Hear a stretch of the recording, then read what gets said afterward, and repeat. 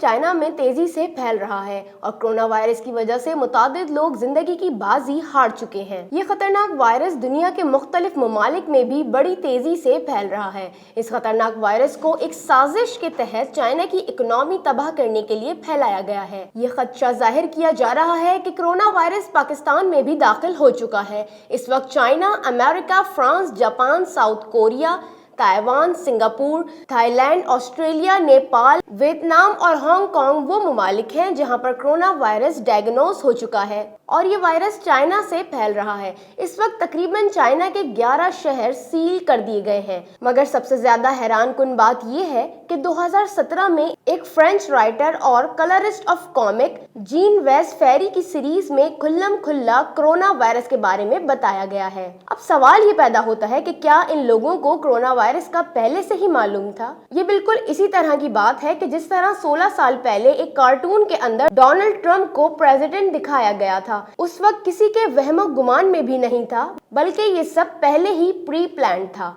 और चाइना के अंदर फैलने वाला ये वायरस, जिसे कोरोना वायरस का नाम दिया गया है, ये कॉमिक सीरीज में पहले से ही बताया गया है। जीन-वेस फेरी की इस कॉमिक सीरीज का नाम Asterix and the chariot race है, जबकि 29 नवंबर 2018 में बिल गेट्स ने भी बिजनेस इनसाइडर ऑस्ट्रेलिया में ये बात कही थी कि एक ऐसी डिजीज फैलेगी जिससे 6 महीने के अंदर 300 मिलियन लोग जान से जाएंगे।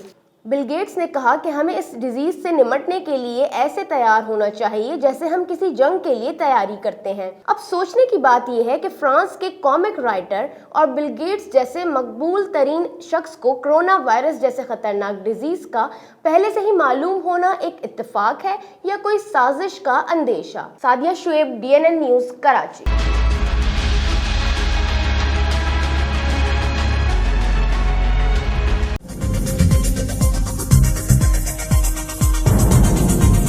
न्यूज़ से अपडेट रहने के लिए हमारे चैनल को सब्सक्राइब करें और बेल आइकन पर क्लिक करें।